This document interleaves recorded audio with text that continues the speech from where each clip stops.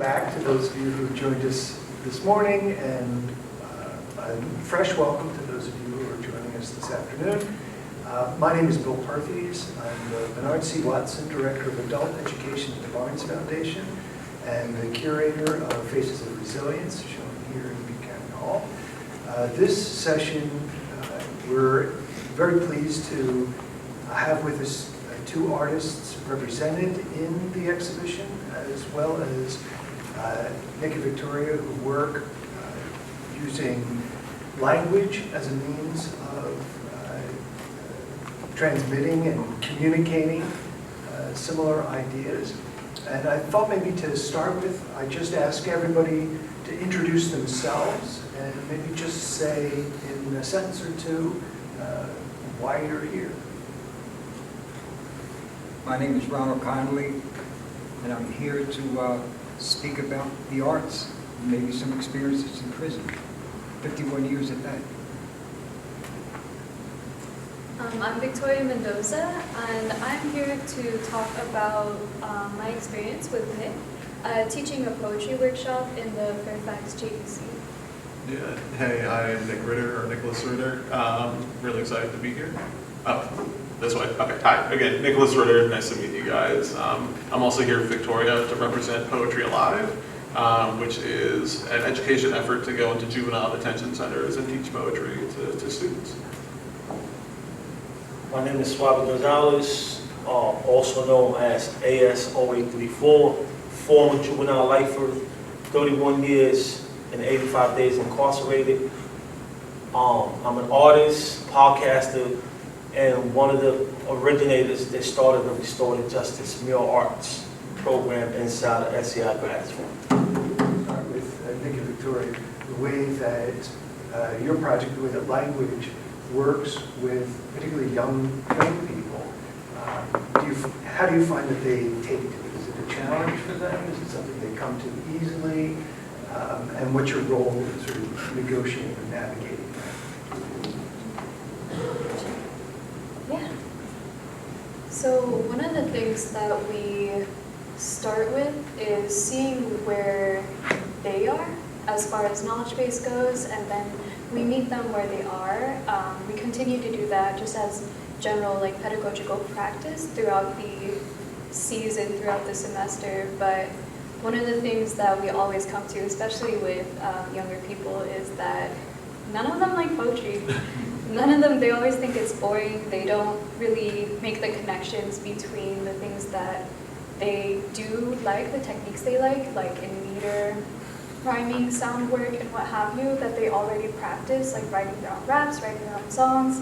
They always think that poetry is going to be a rigid structure, or that you have to use a certain language, you have to be elevated, you have to sound like Shakespeare, or all of the other ones that are considered classics and considered the larger canon, but aren't necessarily, represented like they see them in the larger canon.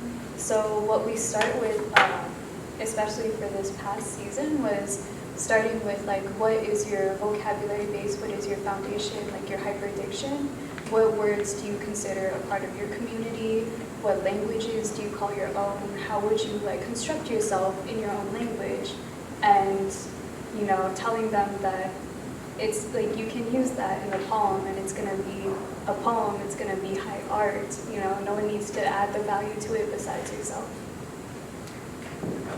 Victoria said a lot of what I was thinking, but I think ultimately, we think of poetry as a vehicle in teaching to the kids. Again, like Victoria was saying, meeting them where they're at and their comfortability with language, and their own language, not necessarily some prescribed language that we're trying to put on them, but rather what they already speak in their own natural rhythms, the talking, their own musicality, what they already recognize. And we want to use the poems as a vehicle to hopefully get to something deeper within the students, try to unlock some stuff emotionally, try to unlock some stuff on the personal side of things that they may have been uncomfortable to speak of in the past, or may continue to be uncomfortable speaking of, but if we can teach them writing, if we can teach them language, that gives them a tool and another thing that they can use and utilize in expression and self-determinism as well. And so that's, I think, for us, the the number one thing really when approaching the classroom with the students and teaching poetry is just like how do we give these students like a safe space where they feel inclined to share something that they might have not been inclined to share before, and like hopefully see themselves in new perspectives. Like one of the lessons we taught was on beauty, and we asked the students to tell us something in their life that was beautiful. And one thing we wanted to reaffirm with them is if it's something that they love, then it's something beautiful in this world. It doesn't have to be pretty per se, you know, it doesn't have to be a flower, but there's so much in life that can be beautiful, you know, the block that you grew up on, you know, the food your mother would cook, something like that, to try to reach the students at where they're at. Yeah. Great. Swati, for you,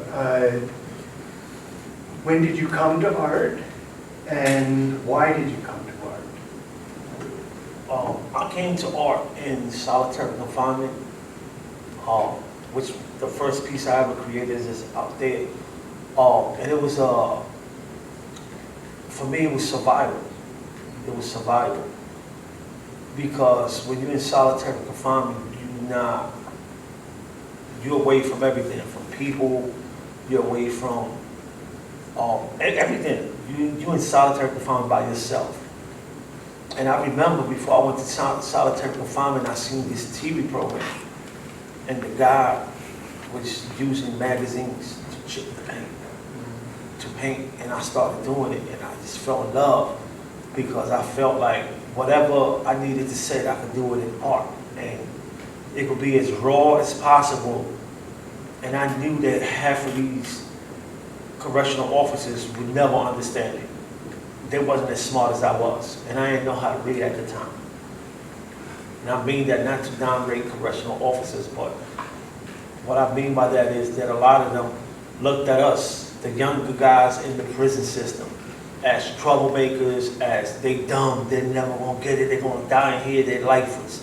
That was the label they given me. You're incorrigible, you're not worth going to school. Put them in the hole. And what I discovered being in solitary confinement was that I could kind of be good at art if I discipline myself. So I started learning the language of artists. It's a whole different language. Sometimes it's unspoken, you know, symbolism. You know, why do people use certain symbolism in solitary confinement? So the guard, you could be talking that language, and the guard would never understand what it is that you're talking about. I learned that. Then I learned that if I wanted people outside of the prison system to hear my voice, I would have to use art, because in the state of Pennsylvania, they banned the media from coming into the prisons. So what they feed you is not really what's happening behind prison walls. And that's how I came into art. And I fell in love with it. And a lot of people ask me, why do you like to paint with watercolors? Well, I'll tell you the secret. The reason I love to paint with watercolors is because I learned how to paint with chipping the magazines and scraping them for different colors and rolling up a piece of tissue and using that for a paintbrush. And it was almost like using watercolors. That's the reason I love watercolors, no other reason. But, you know, art gave me the reason to want to be free. You know, art gave me that reason and that purpose. Because I painted my freedom. I tell people, people laugh, like, I painted my freedom. And I can say this, for the mural arts brothers that we left behind, they doing the same. They doing the same. You know, I was part of that first group that created the mural arts inside the prison. And it was nothing but lifers. All lifers, 16 lifers. And nobody could imagine that one day we'd be sitting here representing what the work that we was doing in there, or how important it was. You know, and me and Ron had these conversations in the prison system. He was like, this is, you know, is Ron really up there? This is contemporary art. This is what we're talking about. And I used to look at him and be like, Ron, one day we're gonna be on, we're gonna take the world by storm one day with art. And because his work is, it's like, you really have to be oppressed or know something about art to read into some of the work that Ron used to create. We could identify with it because he was talking about our pain, our struggle. But a lot of people look at it and say, it's beautiful. And we used to laugh like they don't even know what it means. Which is good, because we managed to get away with a lot of stuff in the prison. We managed to put the message out in the community through art. And the prison guards used to tell her, I seen your piece, it's so beautiful. And I was like, yes, I'm talking about you, how you treat us. Ron, how did you start as an artist? Well, I just gave them a background on that. Sorry if I repeat myself. Okay, my bad. No, sorry. I got into art by accident. I went to Huntington in the early 1970s, State Penitentiary. And I got there, and a day or two, first day I got there, I'm standing on the block, and the guy walks up to me and says, excuse me, my man, he says, can I use your typewriter? Me, unaware of the good things and bad things you do in prison, you shouldn't do. I gave him my typewriter. The next day I'm walking around and an inmate walks up to me and says, hey, excuse me. He says, that's the guy you had that typewriter to? He said, he's leaving. He's packing your typewriter. I said, what? Go up to his cell, bang, make a long story short, I get my typewriter. So that night, the guy who told me that, he's running the card game. And I'm watching the card game he's playing in, and he's making a certain move with his hands. And I was a gambler on the street, and I was what they call a mechanic, or people who cheat in cards. He had the same hold. You have to train your hand to hold this deck a certain way. I said, damn, this guy's a mechanic? This is the guy that told me about the typewriter. I said, well, all right. I got in the game, I shot him in the hand. Bop! He looked at me and said, yeah. After the game, we spent what we made that night. His name was Buddy Martin. He died in prison. Anyway, I became friends with him. He works up in the craft shop. And so he says, listen, I can get you a job up in the craft shop as a janitor. Bet. I go up there, become the janitor. And at that time, they only had 2 people, a slot for 2 artists for the whole jail. He's going home on parole. So, Buddy says, Ron, tell Mr. Parks you want that slot. I go in his office and say, Mr. Parks, can I get that slot? He says, yeah. He said, can you draw? I can't draw a pencil. I said, yeah, I lied my way into art, basically. And so basically, I go back, he gives me a picture. He said, listen, see if you can put this on the canvas and bring it back to you when you're done. With Buddy's help, plus in the 1 or 2 months in between, I learned how to graph a little bit, so that was my introduction to art. Bring the painting back to Mr. Parks.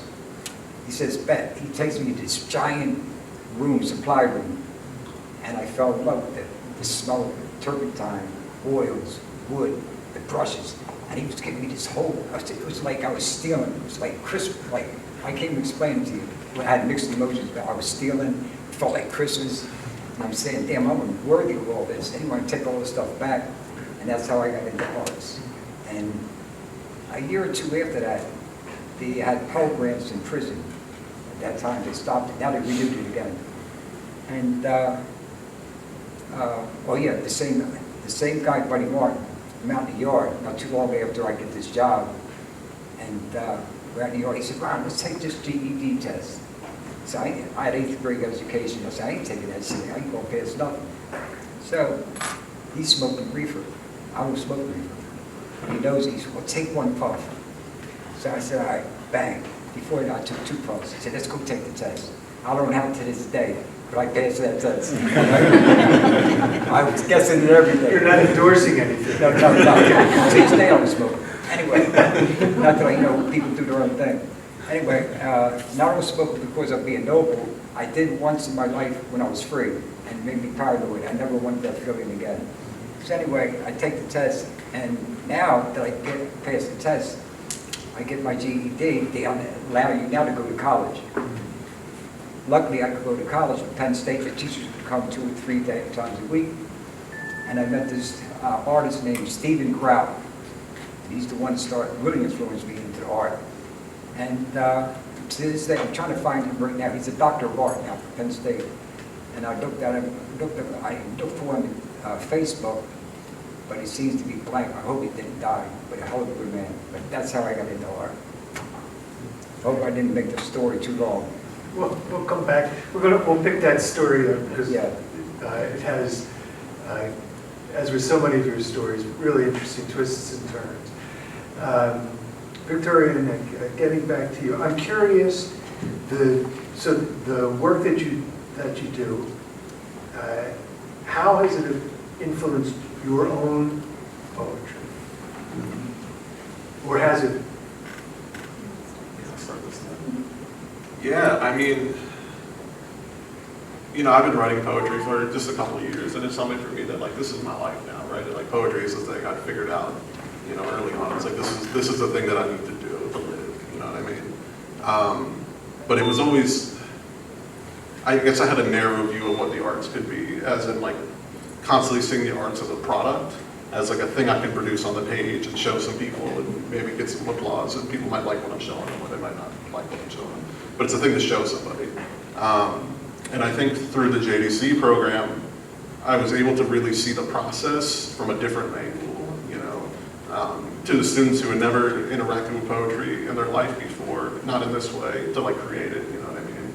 And seeing just the impact that it had on all of them in terms of, you know, opening up to each other and expressing stuff to each other, and like they wanted to share their poems too, like that sort of transformative experience for me that, you know, I think it was like I took poetry for granted, I think, right? It was something that I was able to learn in school, and, you know, I got to go to like clubs and stuff in college and those sort of things, and I'm able to do a grad program. Like, I think I took for granted like the opportunities that were given to me in order to create this process. And now that I'm seeing the kids in there who like, who knows if they would have ever had an opportunity to be exposed to writing and poetry and stuff like that.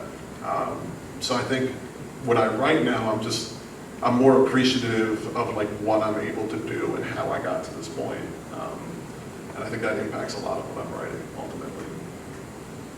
Correct. I think some similar things. I mean, as we were translating the concepts that we were trying to like bring to them with more accessible language, because we were just kids, so we wanted to make sure that it was something that they could feel, that they could like kind of reach and not feel too daunted by it, because we didn't want to like make them feel that anything was too difficult for them or too inaccessible. And as we were translating their own skill sets of like, they wrote raps. They came to us by being like, yeah, we write raps, like, what about it, or what have you, and we're like, okay, so like you can already use the things, the techniques that you're using, and just call it poetry, and it's the same thing, and it has the same value about it. Make of it what you will. It kind of just gave us a different perspective to approach the things that we might have been like desensitized to, or just might have been stuck in one perspective with.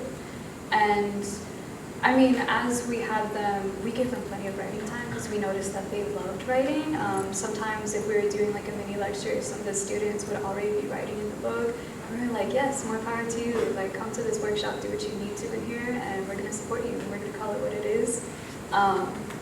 We would write with them too, and it was like building a sense of community and making poetry and the poems like a communal thing again, and that definitely, I think, just helped me just reposition how I was writing, what I was gonna do with it, and then just like kind of approach how I wanted to write in just a new way, even if it was for the moment, even if I was saving it just for the workshop, and then like translating that across and translating everything in between, just trying to like be a little bit more playful and not having to feel that I needed like a rigid structure, or I needed to like assign every single poem to somebody's idea of high culture when like I had a community, I had a culture, and maybe it wasn't like valued by everyone, but it was still like what it was. So, Swami, I knew this, but as you were telling your story, I couldn't help but wonder, so here you are in solitary confinement. why art? I mean, it's sort of all things, and why visual? It's certainly not the easiest or the most accessible media. Why the visual arts? Why painting? Because in solitary confinement, like 1 hour seems like 10 hours. And when you engage in painting, it's like you blocking everything. What? Guards, the noise. I used to paint like late at night. And this is why today I still have a sleeping disorder, but I can't sleep. Sometimes I just get up 10 o'clock and be up all night, can't sleep. That's because in solitary confinement, those are the times. I'm still in prison time, I tell people. People laugh, but it's the honest truth. What about that time? Why at that Because it's when you capture everybody screaming, that's when everybody's talking, that's when everybody's sharing stories, that's when you see the singers. Why at night? It's just because I don't think everybody would understand that. Because that's where I got my ideas from. You know, when I heard the next guy say, you know, I remember when I was home, my trigger something in me. Oh, let me paint that. Or when I hear somebody from 2 cells down screaming, 5, 1, you know, they playing chess, air chess, you know, that kind of stuff. And why was that happening at night? because that's night. They used to call it Times Square. That's where everything happened at nighttime. Because the guard, they lazy.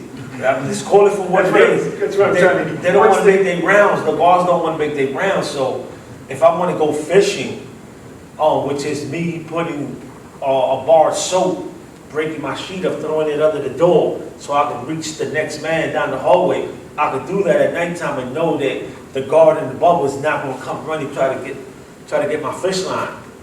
So I could do that at nighttime. If I want to get magazines from people, they get them, because I was in complete isolation. I wasn't allowed on TV, no radio, what they call DC static. You got AC static and DC static, meaning you're not getting nothing. No commissary, only what the jail gives you. So I used to get guys, yo, let me get old magazines, newspapers. That's why if you see my art today, I incorporate a lot of collage, because you know it came from that. I learned how to use everything in my cell as art, request lists. I probably got hundreds of request lists in my home with art and writing. I wrote my first book on request lists. I still got, you know, so nighttime for me was like, this is it. This is what we call the money shot. Because you might hear somebody tell a story, might not be your story, but it's going to trigger something in you that you're going to be like, oh, let me get that. You know, it's a lot of stuff that I deleted from my mind when I went to prison. And being in the hole just triggered back, like time spent with my mother, time spent with family members that I ain't seen in decades. Man, I remember that. Like, because sometimes we just talk about the bad things. For me, solitary confinement was my transformation. It was where I discovered my purpose, which it was art. Like I was telling Doc, you know, yes, today I'm a Pulitzer Prize winner, whatever that means. I went to jail, I couldn't even spell my name. Yes, I got that today. I got an IDA, which is like the Oscar in podcast. But if it wasn't for art, I would not be there. That would not be possible. You know, so art is what kept me alive. Art is what kept other people alive in prison. Because there was a time when I was like a wild, young guy, nothing to lose. In my mind, I got life. You can't do nothing else to me in the prison system. I'm never going home. That was the mentality that I had. I go to solitary confinement. I come out with what they call an artistic mind. Meaning that everything around me now was a subject that I can paint and sell. Because yes, art is a very, very, let me find the right word. I don't want nobody in the prison system though. But you can make a lot of money selling art in prison. You can corrupt a lot of guards in the prison system with art. Let me put it that way. And once I learned that, I said, I got to get good at this. I got to get good, not just for the corruption, but to create a platform where we're going to have access to the free world and not have no pushback from the DOC. Because when you paint a picture for the superintendent, when you paint pictures for the captains and the majors of the guards, 9 out of 10, when they come in your cell, and they do a shakedown, and they see you with all the contraband, all the things we use for art, they're going to look the other way because they want that piece you created for them. Very well said. I'm going to turn to Mark now. Mark, you mentioned some of the projects that you work on. Is there one in particular that you'd like to highlight and talk a bit about? Yeah. First of all, that was incredibly powerful. Such an honor to be with y'all. I have slides I can share about performing statistics. Please. Is now a good time for that? Yes. Sweet. Let me share my screen real quick. Can you all see this okay? Yes, we can. Okay. So I do a lot of different projects around the country, and I've been doing work around abolition and art for over a decade.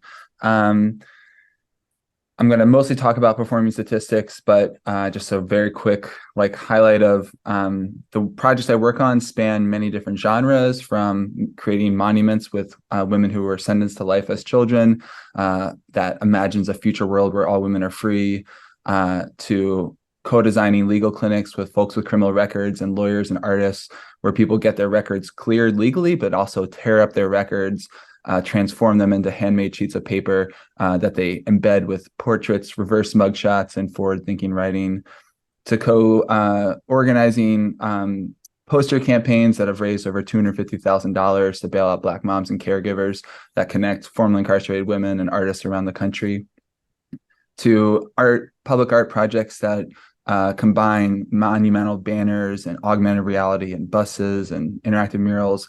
The point being that all of this work uses a lot of different artistic strategies, but the core of it is always looking to those most impacted by the system as experts and connecting them with artists, lawyers, organizers, tons of community partners to not only talk about what's wrong with the system, but most importantly, to imagine and advocate for a future where all young folks are free. I see my work as both like a surgeon, both like surgery and triage, meaning I don't want to, I believe in a future without prisons, and I want to help create that future. But I also know that there are people right now who need support, who need the amazing poetry programs, who need the amazing creative mentors, who are incarcerated or could potentially be incarcerated in their lives. And so the triage is doing the kinds of projects where that we've done over the years, where we're working with young folks who are currently incarcerated, using art programs to kind of connect them to all different kinds of artistic practices where they fall in love with the power of their voice. They see their story as both individual and collective, and they use art to create campaigns and exhibits that can not only push for the changes to our systems, our failing systems, but can advocate for the kinds of solutions that they need to stay free. So these are just some examples of the Performing Statistics Project.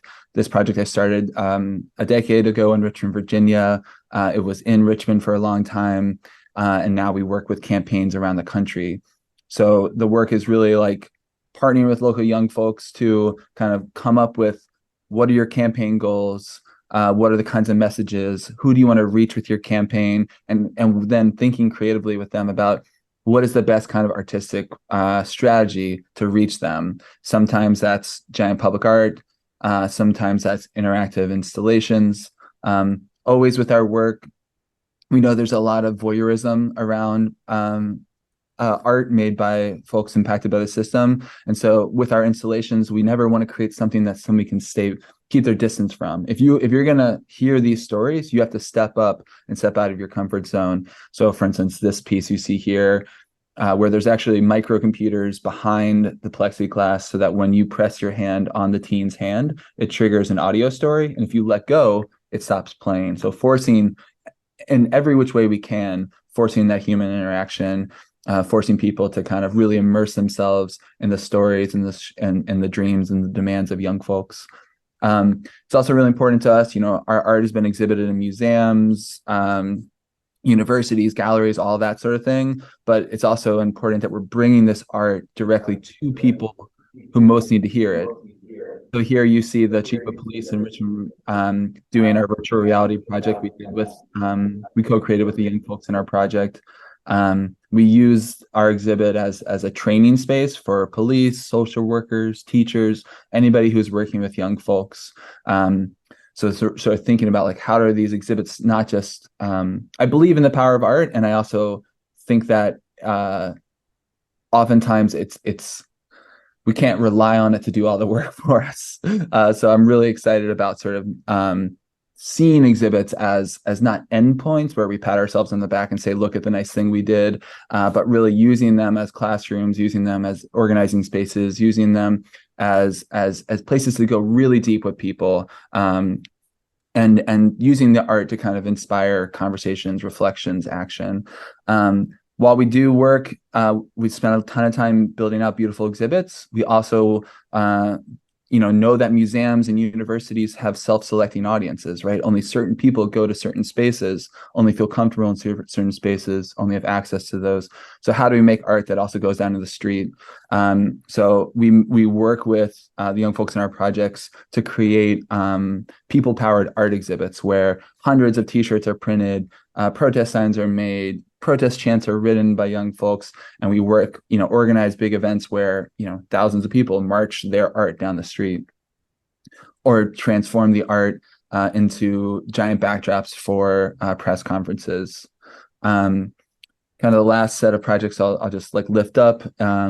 This was the largest public art installation, interactive public art installation on a government building. We did this in Richmond, Virginia, on City Hall, where the mayor and city council, they go there every day. They make decisions that impact the lives of young folks, but oftentimes, if ever, without the input, without the ideas, without the vision and dreams of young folks. So we wanted to create an art installation that kind of forced those in power to hear the dreams of young folks. So this was part of a citywide installation called Freedom Constellations. We made an interactive mural across from the VCU police station. When you walked by the murals, there were sensors designed by youth programmers, that motion sensors that when you passed, you can see little speakers underneath each portrait that would start speaking to you. So young folks would start talking to you about the dreams they have. The second star of Freedom Constellations were the giant banners. So I created these portraits with Tadrima and Clyde. And one of the really cool things about these is that when you hold your phone up to their portraits, the young folks in our project designed an augmented reality animation. So they created sketches that we then worked with animators to transform into an augmented reality experience. So when you hold your phone up, animations and voices start coming alive in your phone that make that public art, that is a beautiful monumental piece in and of itself, transform even further through the use of your phone. Also created a bus that went all over the city for over 2 years, full of poetry and portraits of youth leaders in Richmond. And this sort of strategy of like, each piece is powerful, right? Every time we do the No Kids in Prison exhibit, which is kind of the central part of Freedom Constellations, it arrives and it's traveling around the country right now. I was just in Minneapolis, which is why I'm not able to be there in person today. We just got back yesterday. This installation takes viewers from the history of youth incarceration, where did this system come from, to the present day impact on young folks and their families. You see here all kinds of different art, research, poetry, portraiture, videos made by young folks. what is the school to prison pipeline and how is that pushing young folks into the system. So really using the exhibit to really teach people about where these systems come from, how it impacts young folks, how it impacts their families. This piece you see here, made by Osei, I want to be an astronomer, but down here I have to stand on a toilet just to see a few stars. That's something a young person should never have to say in our world. We turned that into a light box. Each of those stars that were laser cut out represents one of, on average, there's over 500 young folks under the age of 12 that are locked up in our country right now. Using giant receipts like this to kind of talk about the impact on families, the virtual reality jail cell where you step into the day in the life of a young person. This was shot and filmed and directed and storyboarded by the young folks in our program. So a lot of the work is like a collaborative design process that ends in a larger piece that, now thousands of people have experienced. Importantly, though, it's not just about like what is wrong with the system, but what do young folks need instead? What do young folks need to never end up in the system in the first place? So the No Kids in Prison exhibit takes you from the history to the present and ends in the future. Here on the right, you see Gabe, a youth leader in Minneapolis, who's part of the End Youth Prisons Minnesota campaign. There's a whole immersive experience where you hear young folks describing what that space is as you walk through a whole hallway of their beautiful portraits on silk. We made a film that was in the Smithsonian for over a year as part of their Futures exhibit that plays in this space, visualizing that future world. Every state the exhibit goes to, we work with local young folks to make it special, to make it their own. So it arrives half finished and they add their own stories and portraits and research and artwork to make it about their local community. And throughout the exhibit, there's all kinds of technology, augmented reality like you see here.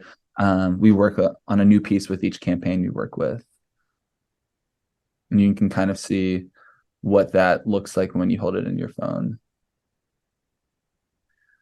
And, billboards, banners, really trying to make sure that like the art is getting to as many people as possible. So we work with the young folks in our program to write poetry. I make photos with them, and then we collaborate with artists around the country to transform their images and words and design dreams and turn them into billboards that we put up around the city. So, at one point, in Minneapolis, when the exhibit opened, there were 15 billboards up. There were banners on multiple buildings. There was a huge installation that opened. There was daily programming. So doing whatever we can to kind of, we want people to wake up, and there's abolitionist art all over the city. We did this in Philly in May as well. And we had thousands of people go through the exhibit, tons of press coverage. And all of it is kind of, it's all in partnership with local campaigns. So how do you have all this energy and engagement and directly connecting them to the very young folks who are helping to fight for this future to make it possible? I see. So you find yourself almost accidentally an artist, but you stick with it. Why did you stick with it? Why did you continue? Well, I think one of the reasons that Suave mentioned for money. People paid you for art. So I learned how to do portraits a little bit, so I charged people $20 to sit in a chair and do the portrait. Plus, something about art, when you draw someone or any picture and you're acknowledged for it, most people in prison don't do art. So when they see it, it's like, it's wonderful. Right? So it gives you a better self-esteem of yourself. So, and another reason I did it, I started realizing that when I got into art a little bit, I wanted to leave my fingerprint. Like they did in the caves. I was here. That's why I did it. So I had satisfaction, self-esteem, and wouldn't even know I existed. And as I got a little bit better at it, it propelled me into it. Then I started reading about the history of art. In fact, I'd like to share this little story with you about art, how it saved me from doing more time in prison.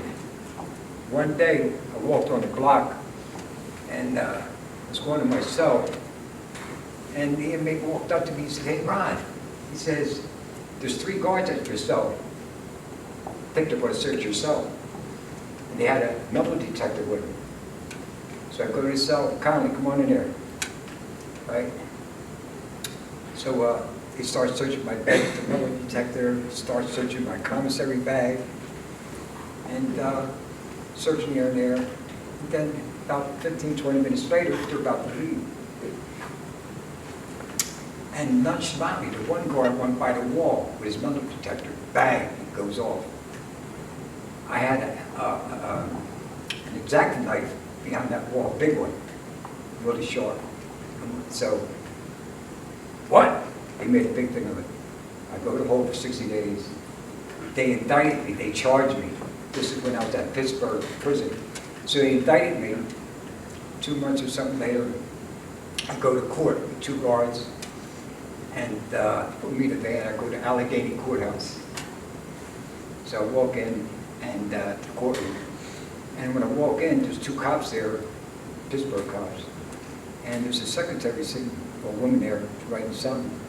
So when I walk in, I see this whole courtroom, but it's empty. I said, "Wow."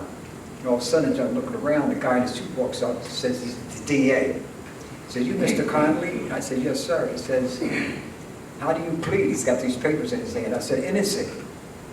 We charged me with influence of escape, do bodily harm, and some other stuff. So I says, "I'm innocent." He said, "How can that be?" He said, "We found this weapon in your cell." I said, "Yeah, but you think for the wrong reason." I said, "I'm an artist. I wasn't using that for self-defense, and I never used a weapon in prison." So he says, "Oh, I got to go see the judge." So the judge never comes out of his chamber. He said, "I'll be right back." Comes back about 3 minutes later. He says, "Mr. Conley, the judge said if you were an artist, he wants you to draw something." I said, "Bet." So I looked at the woman, and I said, "I can draw her." Then I said, "Wait, that would make her somewhat uncomfortable." So I looked down the courtroom, because I'm hardly even in the courtroom, but I'm looking down, I see the big seal, the judge's bench, the fence in front of that. We testified, the hallway between the both left side and right side of the room, the windows on the side, the whole thing, the ceiling. So I asked her, I said, "Can you give me a paper or pencil or something?" She said, "Glad," and she smiles. I take her seat. So what I did is I went, draw both these lines. I did the back wall, brought it down, start drawing the windows in perspective, put the hallway in, bang. Then I did the seal, his bench, thing there. So all of a sudden, about 5, 7 minutes later, the cop, one of the Allegheny cops, says, "God damn it, he's got the room already." So the DA's standing there, he says, "Let me see." He said, "Stop. I'll be right back." Goes back into the judge's chamber. He says, comes back out, to Mr. Conley. He says, "The judge says he's going to dismiss all charges with one stipulation." I said, "What's that?" He said he'd like to keep the drawing. I said, "Bet." That's how hard help. I'd beat a case, a criminal case, because they would have gave me like at least maybe 1 to 3 years beside the life sentence I had. Well, actually really wouldn't have made a difference anyway, because at that time I literally thought I was never getting out of prison anyway. But that was really why I have that exact plan. So that's a little story I'd like to share. Oh, this is what I want to say before I go any further. I want to thank these people here, and all of you,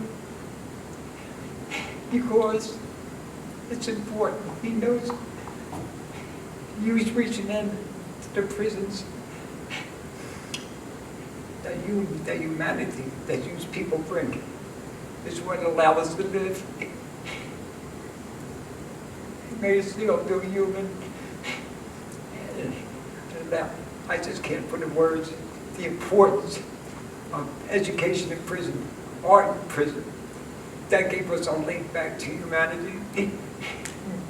Because without that, they would have had people locked from their souls 24/7, because without that touch of humanity, that care, prisons would have been uncontrollable. They would have had to lock us up 24/7. That's what enables prisons to operate every day. believe it or not, that has an important aspect of it. I don't know what percentage of it is, but it's extremely important. And I felt bad, because I didn't thank them before I start talking. Because it's people like that, Mr. Bill, reaching into us, that, that's why I'm sitting here today. I just want to thank you all. And back to that fingerprint.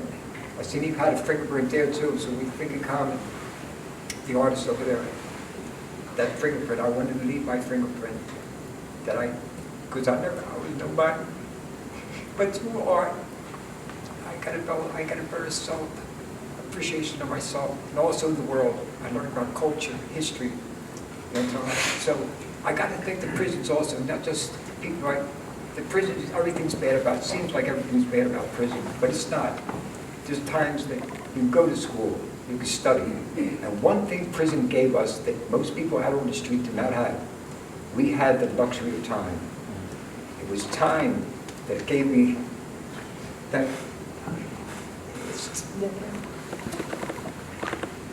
By having time, being sentenced to time, gave us the opportunity, like the way he used his time, to be able to get into the arts and learn about the world, astronomy, the universe, expand, because I was a punk on the street. I thought I was real slick, but I was one of the dumbest slick people you're going to meet in your life.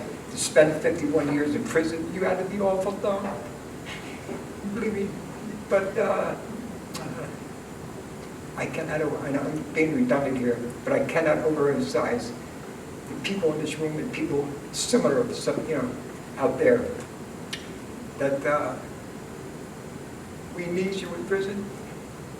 We need you. Thank you for, especially, I get too emotional because I wear my shoe on my sleeve, but, and I'm speaking also on behalf of Tommy, Jessica, Freddie, these food, people who died. They know, I'm speaking for them also. And that's what that painting is all about out there. Yeah, sure. I just want to say something to what he said, man. In prison, like, the artist, it's like a drug dealer in the street, believe it or not. Like, nobody is messing with the artist at all. I mean, because we protected by everybody. Blacks, whites, Puerto Rican, Chinese. I'm telling you, name it, it's like, that's off limits. Because we the ones that create the Christmas cards. We the one that creates the portraits when somebody's family pass away and they can't go to the funeral. We the one that take that task, let me draw that portrait for you, or the card. We the one that beautify the prison, if you want to call it that. We do murals for the prison, like you talk about the print. If you go inside of SCI Gratis for today, you will see my print, his print. I mean, because I was one that's out here, I probably get in trouble, it's called damaging somebody's property. I used to, every room I went into prison, because we always had paint on us. I used to put paint in my ink pens, just to write in the walls, like Suave was here. I mean, it's funny today, but it was like, let me see how much I can get away with. Especially when you have a name like Suave and all the guards know your name, like, can't get away. But that was like the fingerprints, like I was here. And today, if I were to collect the amount of pieces of art that I created for people, it will be at least 1,000 or more. Or more. So it's that fingerprint that keep you. It's the people, like I was sharing when I was at the table, it's the people like George Mason University, like the mural arts that took a chance with us. They say, you know what, we're going to do a restorative justice program. And they disagreed with that, I believe, because they was in the prison, in the basement, in the room, there was no guards, they had no choice but to agree with us. They wanted to get out of there. But to Jane Golden, they said, you know what, we're going to come back. And gave us the opportunity to create this wonderful program that we managed to paint 52 murals from inside the prison that are now gracing the city of Philadelphia. I mean, think about that. 52 murals, lifers. And then to be told by the DOC, you can't mention their names. Right? So the community is getting these murals, and they don't even know it's coming from us. All they know is dumb guys. That's how they used to refer to us. Them guys. You know, but we had one or two people that wasn't affiliated. They get, you know what, I'm going to that rally, I'm going to that community meeting and let them know that them guys got a name and represent us. And it wasn't often our families, because sometimes a lot of us lose our families when we spend decades in prison. So it was always people from different colleges, different communities. That was like, man, F that, we going down there to make sure y'all represented. But today, I'm out. I work in a college. You know, I'm out and about, and every time I see a mural that we got our hands on it, I always go back to that fingerprint he said. Because since they stopped us from using our names, what we used to do, we used to put little symbols. We used to put pictures of our families in different murals. Then if somebody ever asked, I did that. Well, we don't believe it, don't have your name. That's my mother's picture right there. You know, because a lot of the time, even though I appreciate the mural arts and love them, but a lot of the artists, they never gave us credit for the work we did. Because, you know, they bond by that, they use that excuse of, we can't do that. Because then, you know, that's some BS. What you can't do is, you didn't want to share that shine with us because we were lifeless. So we making you look good because we painted better than some of them artists. And that's real. That's real. The way we did murals in the prison, you really had to learn how to paint. You knew you had to know how to sketch. You needed someone like Ron that knew lines. I can't do a straight line. I can paint, but I don't do a straight line. You know, we went to him for that. Yeah, what you think about these dimensions? Because he could do that. We needed that. So for us to be sitting here close to 100 years of time together, people that was in the basement of a prison cell, of a prison creating artwork, to be here today representing those we left behind is important. It's important that George Mason University keep doing these events. It's important that we still have people like Bill, like Dr. Bill, that never left. Never left. That was my art professor. In prison, I got all my education in prison. I learned how to read and write in prison. Right? So it's important that he never stopped. He stopped teaching because they, you know, the policy, but he never stopped coming into the prison for art shows. He never forgot about us. When we came home, he never forgot about us. Hey, you know, I'm down here now. It just happened to be, he works like 3 minutes from me. I work at community college, I'm right down the block from home. You know, so it's important, and a lot of times we don't highlight that. A lot of times we like to say we did it on our own. No. The reason I know my art today is because he showed me how to put purpose into my paintings. Because before him, we just was painting. After his class, we had a purpose. Because now I can tell you why I put that stroke that way. Why I'm using certain colors. Why that picture looked that way.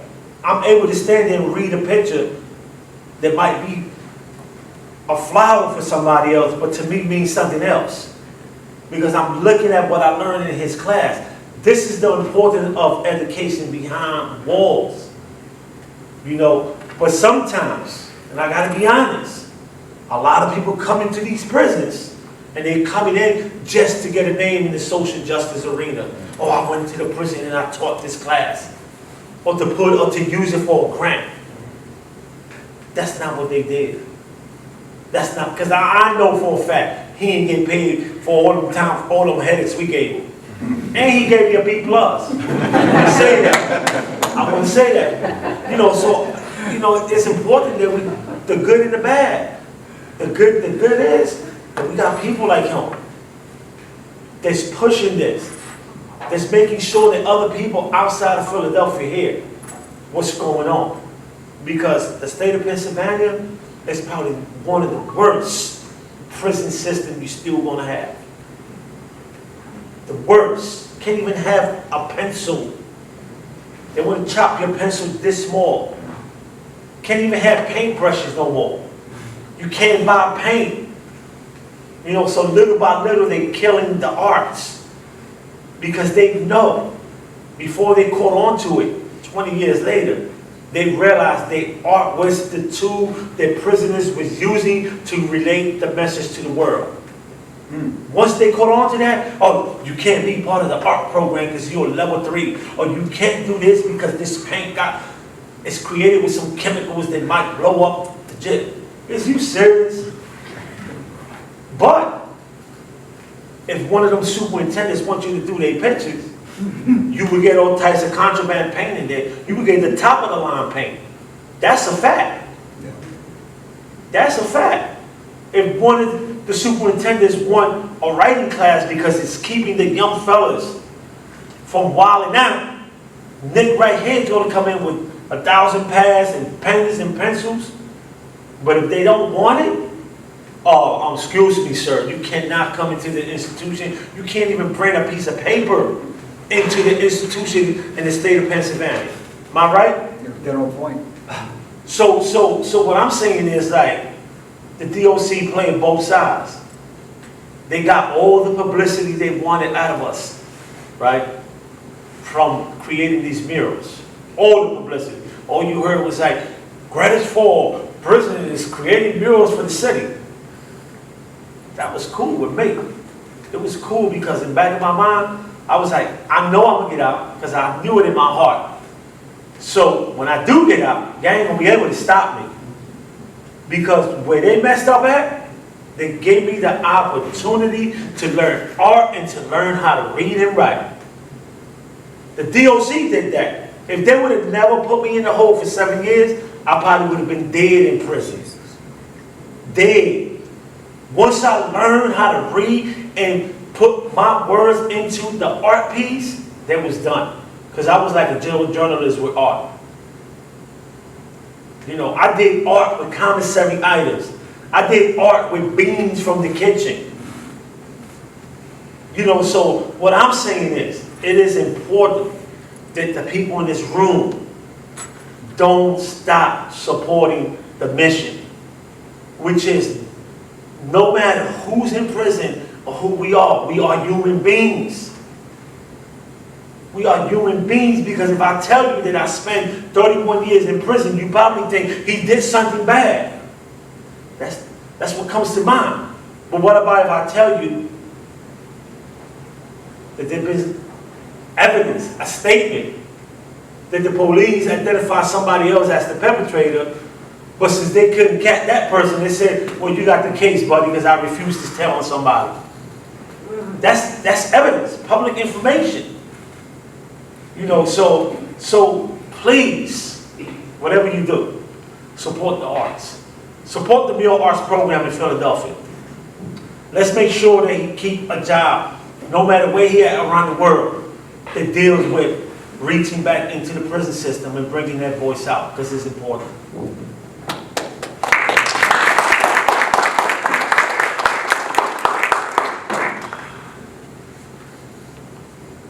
You know, being able to teach poetry to the students and to the kids, like, it gave them an opportunity to be tender. You know, it gave them an opportunity to show, like, and we only taught boys, so a different side of masculinity. You know, because a lot of masculinity gets presented as you got to be tough, you got to stuff all those emotions down, don't express yourself, don't do any of that. And we gave them the freedom and the opportunity to be like, no, you don't have to do that today. You know, when we come in the room, you don't have to put on that front in front of us. You know what I mean? Like, you can be a softer side of yourself and still be masculine. You know what I mean? You can still define your own gender roles within this classroom. And I think on a personal level, that it humanizes them. Right? You know what I mean? We're not looking at them as like these tough boys, or I don't know. We're not prescribing anything to them. These are people. These are humans. You know what I mean? These are people who deserve the opportunity to be soft. You know what I mean? You don't have to be hard every single time that you go into a room, and you don't have to be the toughest person constantly. And I think there's a lot to be said too about the courage and the braveness that it takes to share art. You know what I mean? It's not nothing to sit there and like expose yourself from a real level, like on a real deep level personally, and then be willing to share that with people. That's great. That is hard to, I mean, that's harder than putting on a front, than trying to be tough, because now you're exposing something that's real and genuine, and tapping into that genuine is hard, especially when you have a lot of trauma. And there's a lot of stuff that can be unpacked, and it's hard to get back into that, especially, it's, you know, the easiest path is just ignore it. You know, I mean, don't think about anything, move forward. But we're asking the students to pause and reflect, and that's hard. That's a lot of hard work. And so I think giving them that opportunity to pause and reflect and tap into something genuine, I think that's probably the biggest impact from this I can think of. Yeah.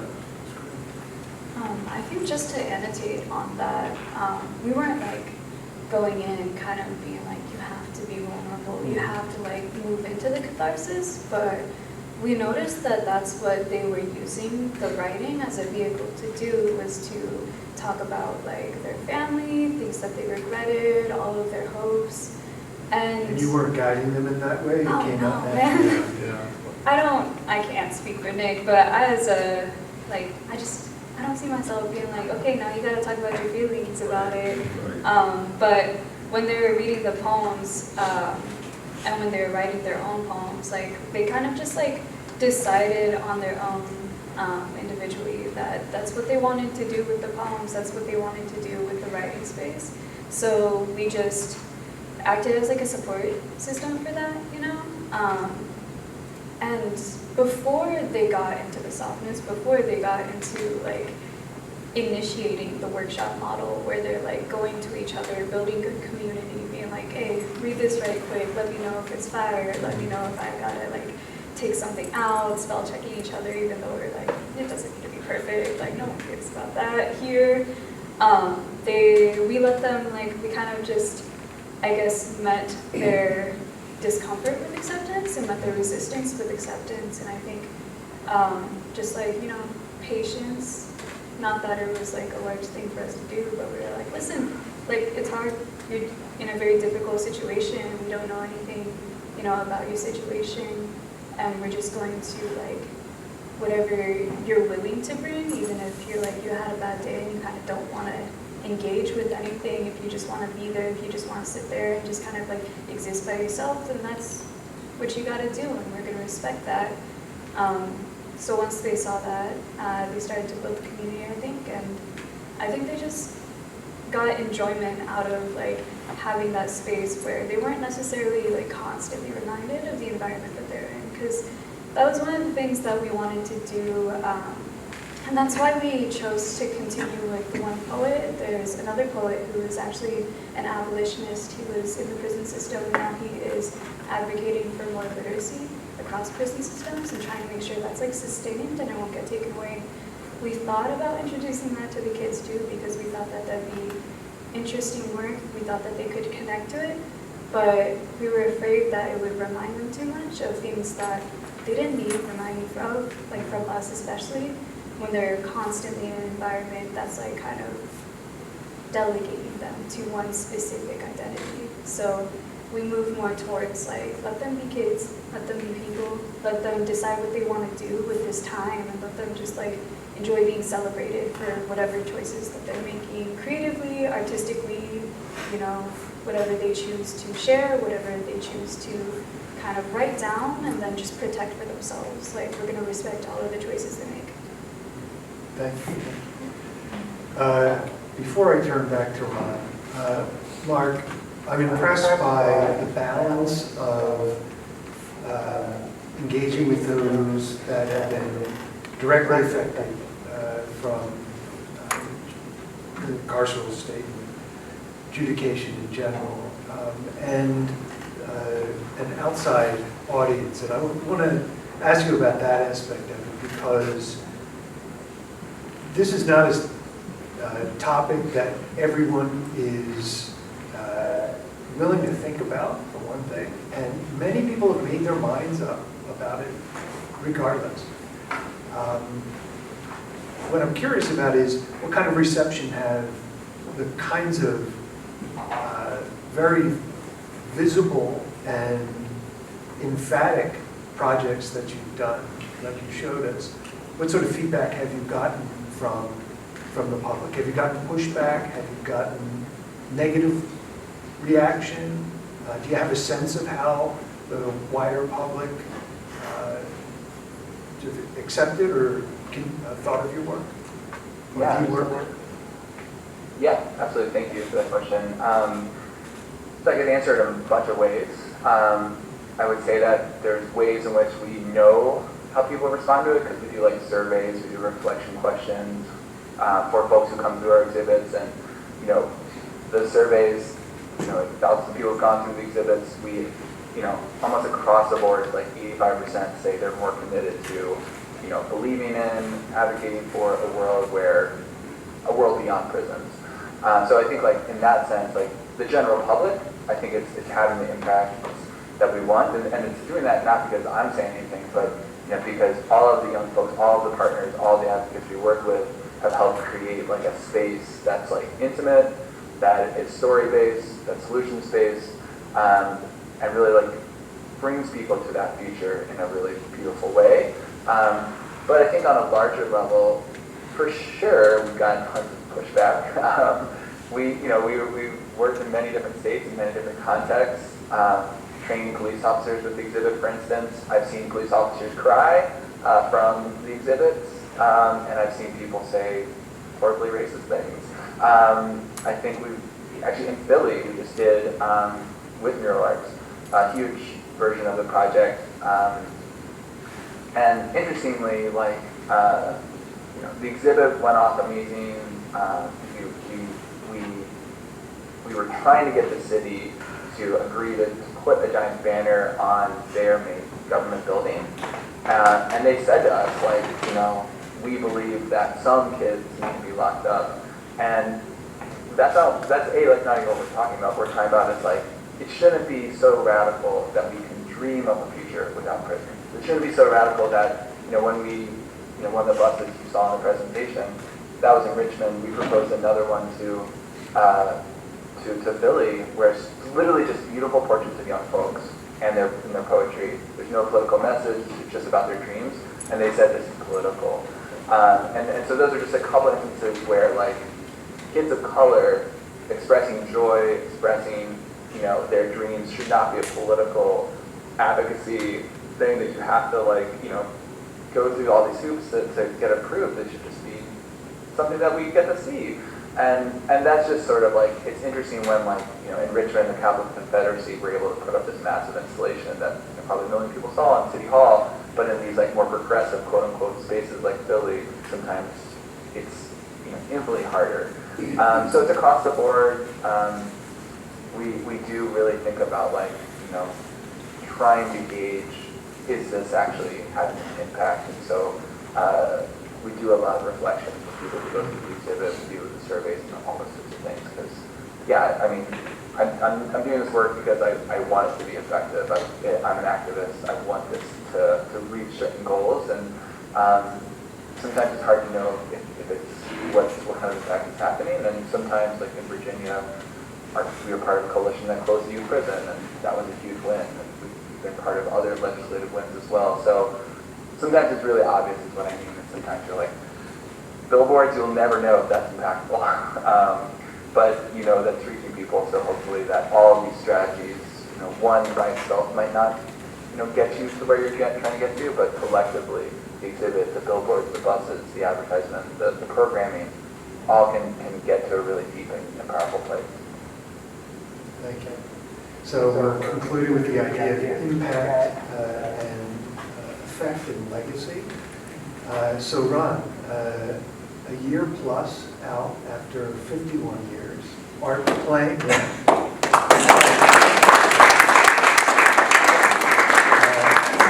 playing such a powerful and central role as I hear you tell it, to your identity.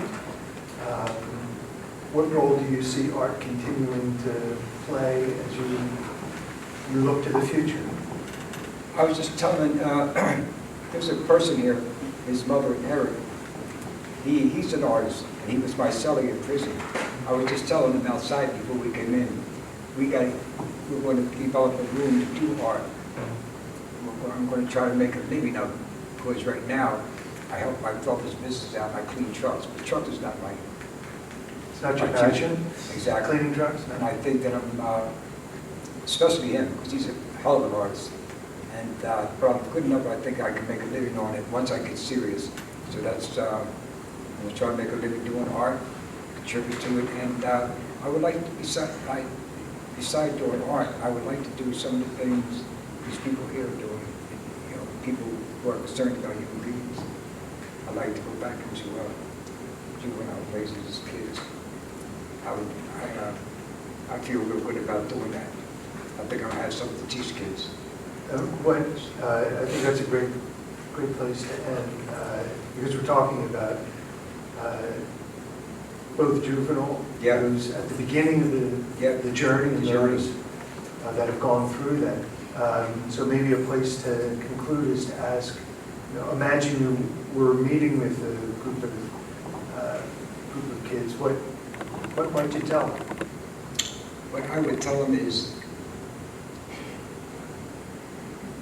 that we love them. That's what I didn't have. That we love kids had to be felt. Somebody cares about not just, the parent thing, but somebody, because most of the people, juveniles in prison, come from broken homes. Some irregulars happen in their life. And they turn to gangs for identity and acceptance and everything else. But I think one of the things, I was speaking to some criminology students not too long ago, and I told them, I said, you can learn all the academic stuff, which is necessary, statistics and everything, why things are happening, where they're happening. But when you interact with people in prison, you have to learn their language. You got to speak from the heart. That's what I would do. I would let them kids know I care for them, and other people in the world outside do care for them. It's not all bad. You have a future. And I would emphasize education while in prison. Education. It's because they found out that the higher the education you get in prison, the less likely you're like to come back to prison. People who get a bachelor's degree in prison, there's a 3% chance, 3% that they'll come back, and it might be even lower than that. The 75% recidivism rate, I think, is in Pennsylvania, or like Mark said, throughout the country, I don't know, but it's extremely high. So the more money we invest in education, the more money we have to invest in police, judges, prisons, food, clothes, and also the risk of people's lives on the street becomes less dangerous by investing. So all these people with criminology degrees, sociology degrees, some of them do know, they can call radical criminologists. They know this, but they don't have enough weight in the social system to push this, because they know for a fact that more education, more money invested in prison, the less likely somebody like me when I was a juvenile would have came to prison. So that's the best I can say about that. Yeah, so And for me, what I would do is, what I normally do, because I go in different neighborhoods, I tell the young people, like, if you do music, poetry, art, I can show you how to get your weight up. I'm speaking their language. I can show you how to get that money with what you already know. Instead of standing in the corner and pushing whatever it is you pushing that can land you in jail, I can show you. Come on, I take them to galleries, and I tell them, you see that picture?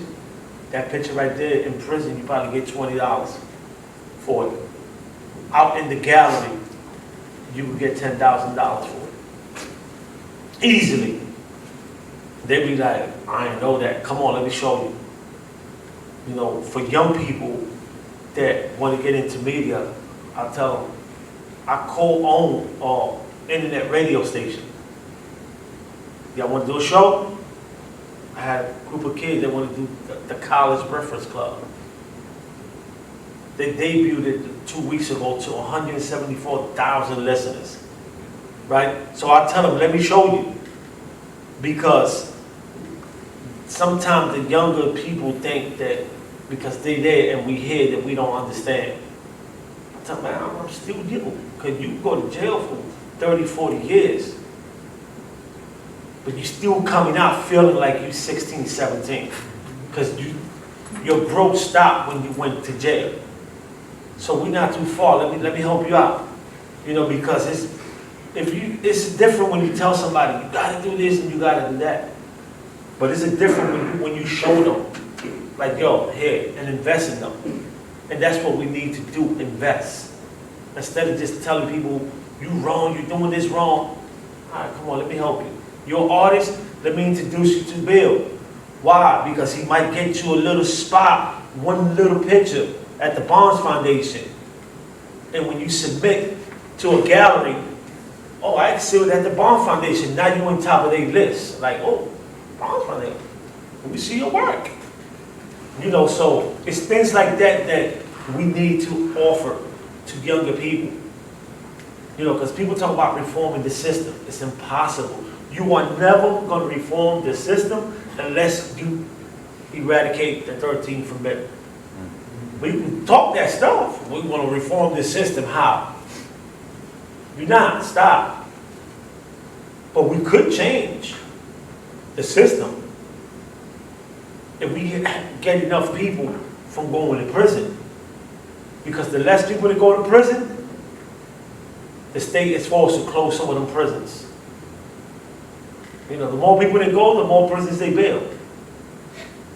The more people we graduate from high school, the less chances they got of going to prison. Because you know how they build prisons? By your reading level when you're in the 5th and 6th grade. They could determine if you're going to prison or not. Yes. More education. Victoria, Nick, Mark, Suave, RC. Thank you all very much. Thank you. Thank you. Never-